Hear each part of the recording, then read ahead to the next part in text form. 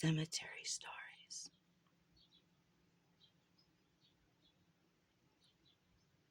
I worked at a place, cemetery. Now I received a phone call from a woman who was very upset. She proceeded to tell me how her two sons, adult sons, I believe they were 19 and maybe 21, right, like around there, two young men. They were gunned down in front of their house. And the mother tried to save them, and she was shot in the foot and maimed to this day. Her sons died there on her front lawn.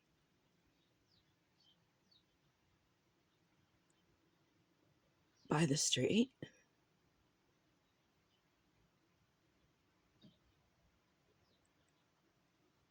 And I'm going to jump ahead. They were cremated. They were both put in a niche.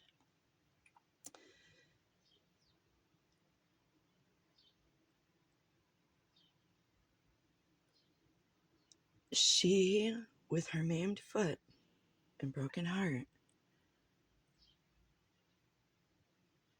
made food, fundraisers to raise money for a bench to be put in front of the niche of her two beloved sons, her only children.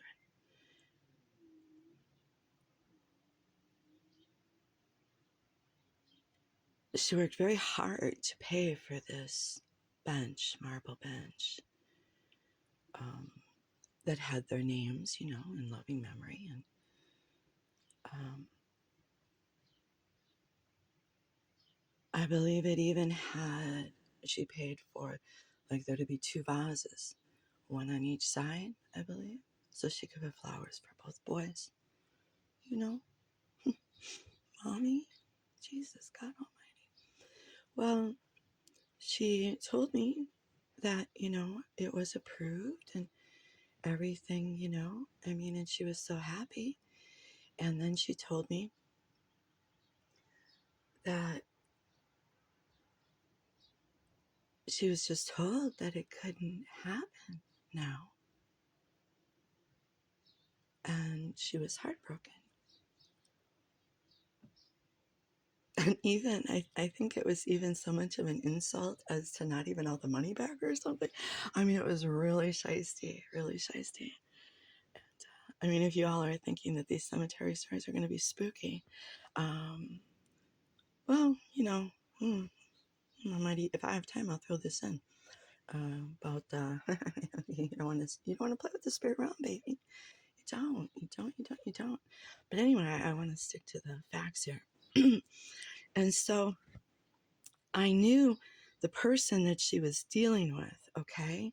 And I already knew that this person was dirty, okay? They could be bought, they would be bought. And at the same time, I grew to care about this person. I really did. Because God had to speak to me on how to deal with this person. And I listened to God and ended up having a, very good relationship with this person that I knew could, yikes, at any time, right? To anybody with no problem, right? People, you would be surprised at what people are capable of doing for money, everybody, okay? It would scare the you-know-what out of you. But, and I meant hell, okay? Anyway, so I prayed, with this woman, and I knew the two people she was up against. Ay, ay, ay, ay, ay. And the other one, El Demino, El Demino, Sir Demino. head gravedigger. But at the same time, I saw him do really respectable, good things that touched my heart. And El Demino could be a good guy. El Demino was just lost in his own hell. And he lived right behind. Saying too much, saying too much. Okay, anyway, back to the story. So I go to this person, right? And by the way, I knew this person was ripping me off. I knew they all were ripping me off. And I see, I don't care about money. But for me, I enjoy seeing who you really are. I let you play me for dumb. I let you, and I watch you. And I've recorded some of you. Kelly. But anyway, excuse me, back to the story. Yeah, don't be relieved, people.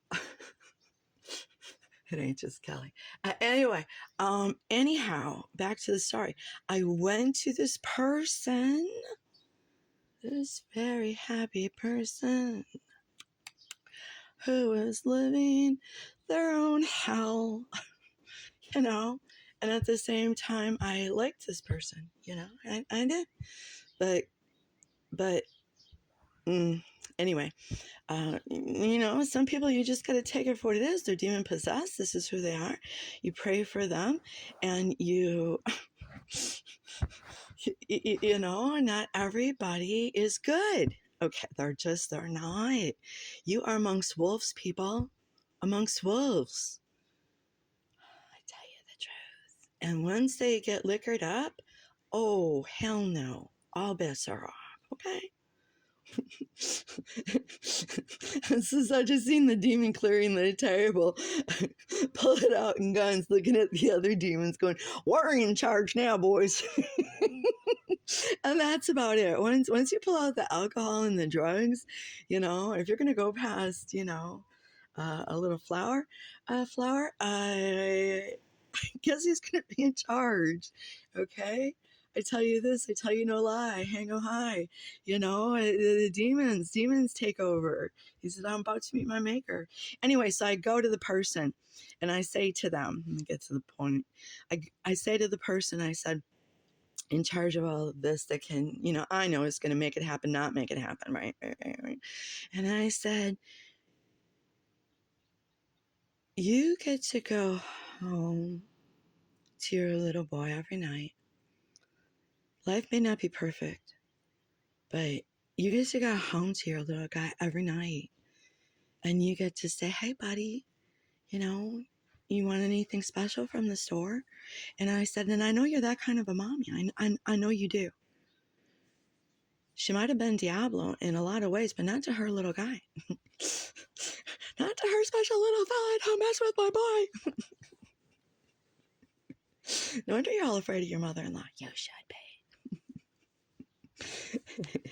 She was good to her little guy, and she should be, you know? And I love that. I love that about her. It helped me to be really kind to her, you know? So anyway, I said, you get to go home to your little guy. On Christmas, you get to buy him everything on his list and take him on vacation. You're a little guy. You get to, I said, life may not be perfect. I said, but all this woman has is she works at a hot dog place on her crippled foot. And all she has is to rest her crippled foot in front of that niche on that bench that she works so hard for, to talk to her little boys, or just to look, or just to pray, or just to reminisce. Because sometimes your own hell is just all you got is your memories. Everybody's gone. Forgive everybody. Forgive. Move forward. Do better. Be a better person. Learn from my cemetery stories. Okay? Learn from me. Learn from my mistakes. Okay? Learn from my sister's mistakes. Don't be a Kelly. Come clean. Welcome to Cemetery Stories.